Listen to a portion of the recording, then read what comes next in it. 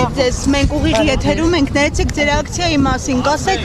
գիտեմ, որ սպիտակ շապիկներով եք, բոլորդ ինչ խորհրդանիշ ունի։ Սպիտակ շապիկները դրանք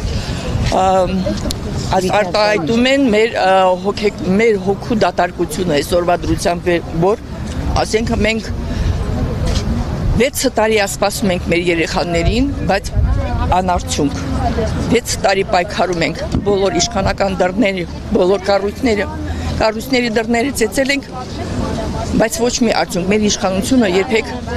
չի հետաքրքրվում մեր երեխաների հարցով, այն երեխաների, որոնց արյան գնով, որոնց կյանքի գնով իրանք ձեռք են բերել խաղաղություն կոչեցյալը, որոնց շնորհիվ իրանք այսօր ապրում են,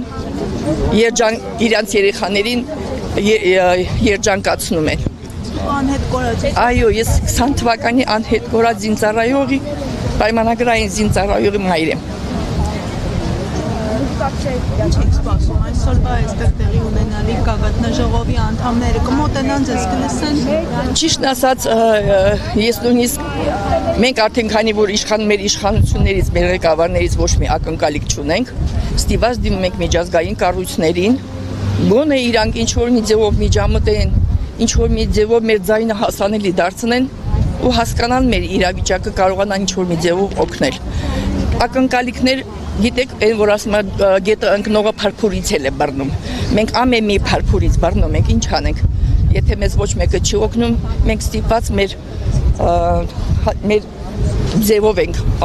մոտենում մեր հարցերի լուծմանը։ Այստեղ միայն 20 թվականի անհետ կորած։ Ոչ, այստեղ հավաքվել են եւ 20 թվականի անհետ կորած զինծառայողի մայրերը, ծնողները, հարազատները եւ 23 թվականին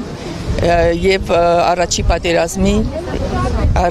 Արցախյան առաջին պատերազմի անհետ կորած զինծառայողի մայրերը։